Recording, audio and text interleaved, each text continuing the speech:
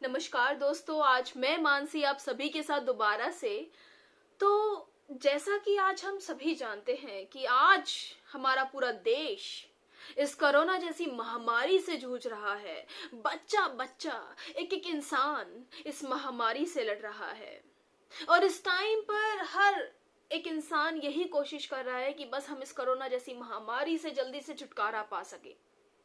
और स्टार्टिंग में हम बहुत हद तक इस बीमारी से, इस कोरोना जैसी महामारी से छुटकारा पाते जा रहे थे, लेकिन अचानक से हुआ हमारे ऊपर ये जमातियों का हमला ही तो बोलेंगे ना। जिस टाइम पर ये लॉकडाउन के आदेश थे कि सभी लोगों को घर में रहना है, कोई बाहर नहीं निकलेगा, कोई भी गैदरिंग नहीं होगी किसी भी तरह से, फिर आखिरकार ये इतने सारे लोग, हजारों की संख्या में ये लोग कहां से आए? चलिए कोई नहीं, फिर हिंदुस्तान के कोने कोने में फैल गए। इस महामारी को बढ़ाते चले गए। डॉक्टर्स ने इलाज करने का सोचा, डॉक्टर्स ने इलाज करने के लिए, टेस्ट करने के लिए उनके पास गए, उन्हीं के ऊपर पथराव हुआ और आज वही डॉक्टर्स उन लोगों का इलाज कर रहे हैं। आखिर क्या जरूरत है इलाज करने की? तब वो लोग नहीं चाह रहे कि हमारा इलाज हो, वो लोग नहीं चाह रहे कि उनका इलाज कोई करे और वो इस लड़ाई से लड़े, वो इस कोरोना जैसी महामारी से लड़े। तो वो नहीं चाह रहे, तो आखिरकार उनका इलाज क्यों किया जा रहा है? मैं तो समझती हूँ कि इलाज होना ही नहीं चाहिए। उसी टाइम सजा दे देनी चाहिए। शायद से आप लोग समझ रहे होंगे कि मैं क्या कहना चाह रही हूं। उसी टाइम खत्म कर देना चाहिए। चलिए, ये हुआ। फिर इस टाइम पर हम लोग लड़ रहे हैं, ये जमातियों वाले सब डॉक्टर्स लड़ रहे हैं, हम सभी लोग फेस कर रहे हैं। देश के कोने कोने में फैल चुका। और इस टाइम पर कुछ लोग, मैं किसी कौम की बात नहीं कर रही हूं, कुछ लोग फ्रूट्स, सब्जियां इतनी गंदी तरीके से उसको चाट कर, उसको उस पर थूक कर, शायद से मेरे पास शब्द भी नहीं है बोलने के लिए, मुझे समझ नहीं आ रहा कि मैं क्या बोलूं, उसको बेच रहे हैं। और तब लोग उसको नहीं लेना चाह रहे, तो फिर ये कहा जा रहा है कि हमसे सामान नहीं लिया जा रहा, डिस्क्रिमिनेशन किया जा रहा है। भाई, ये हिंदुस्तान है, इंडिपेंडेंट है हम सभी लोग, हमारी मर्जी कि हम क्या लें, हमारा मन कि हम किससे खरीदें, हम किससे नहीं खरीदें, कोई फोर्स नहीं कर सकता।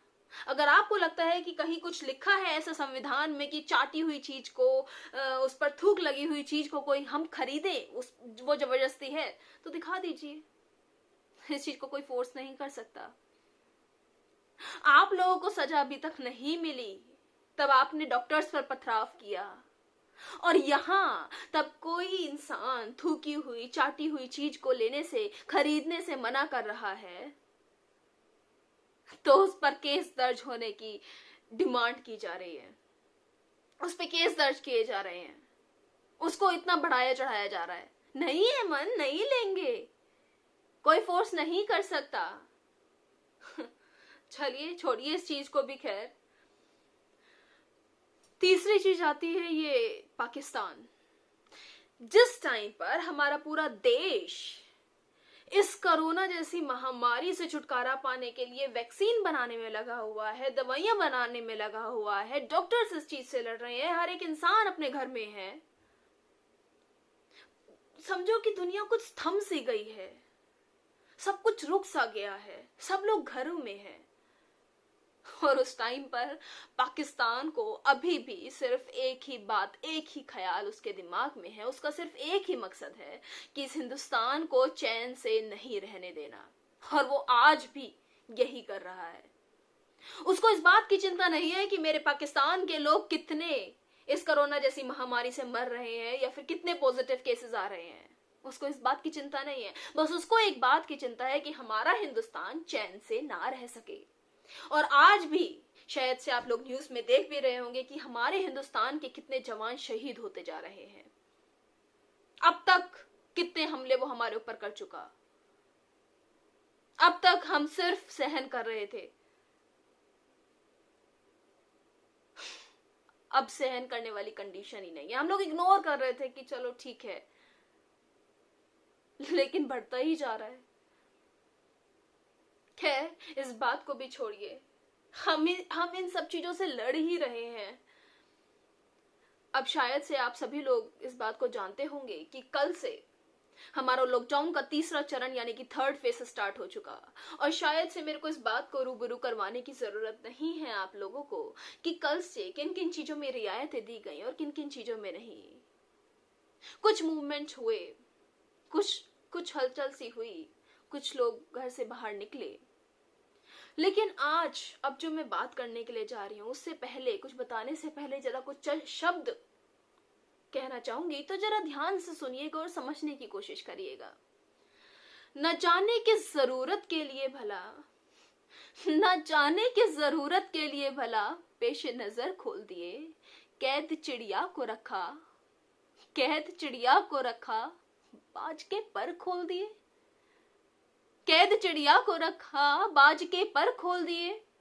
है खुदा मंदिरों मस्जिदों में लगा कर ताले, मंदिरों मस्जिदों में लगा कर ताले, आज सरकार ने मैखानों के दर खोल दिए, आज सरकार ने मैखानों के दर खोल दिए। जैसा कि शायद आप सभी लोग भी सोशल नेटवर्किंग साइट से जुड़े होंगे और आप लोगों ने देखा होगा कि कल किस तरह एक लंबी लाइन, 400-500 लोग एक साथ बिना किसी सोशल डिस्टेंसिंग के शराब की दुकान के बाहर खड़े हुए थे।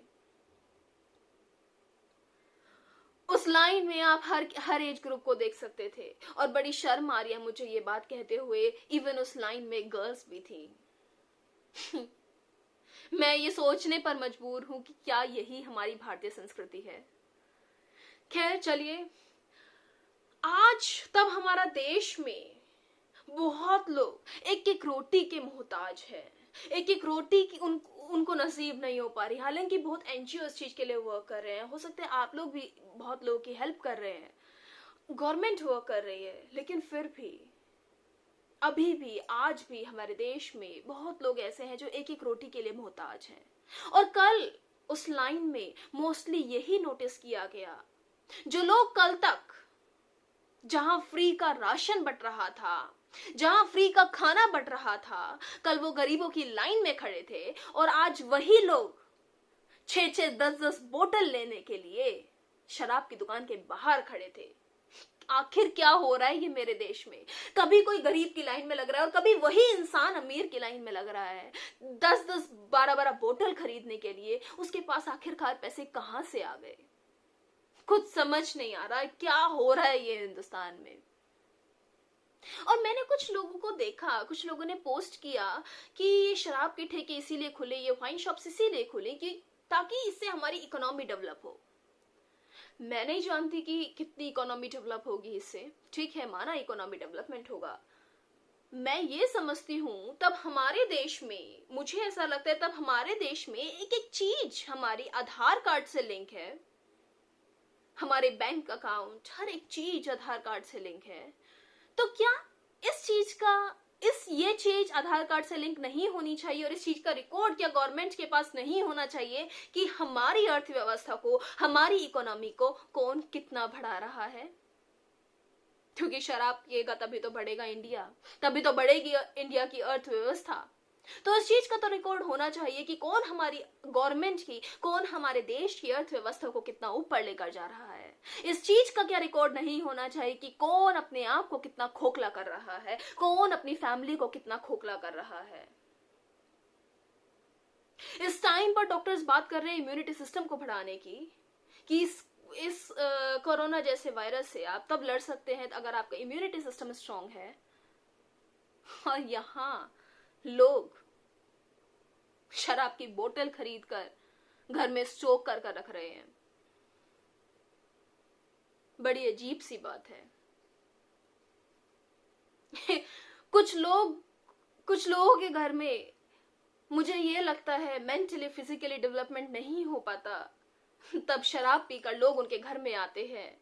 कोई भी एक पर्सन, अगर सिंगल पर्सन भी उनके घर में शराब पीकर आए और लड़ाइयां हो उनके घर में, तो शायद से उस घर के बच्चों का मेंटली फिजिकली डेवलपमेंट नहीं हो सकता। तो क्या वो इस कोरोना जैसी महामारी से लड़ सकेगा? जरा सोच कर देखिएगा। मैं उम्मीद करती हूँ जो मेरी वीडियो को देख रहे हैं, सुन रहे हैं, उनमें से कोई भी ऐसा इंसान ना हो जो शराब की दुकान के बाहर खड़ा हुआ हो। लेकिन अगर ऐसा था तो जरा सोच कर देखिएगा, क्या ये ठीक था? और क्या आप मेरी बात से सहमत हैं कि ये चीज आधार कार्ड से लिंक होनी चाहिए या नहीं, इस चीज का रिकॉर्ड होना चाहिए या नहीं? अगर हाँ, तो मेरी बात को ज्यादा से ज्यादा शेयर कीजिएगा। जय हिंद, जय भारत।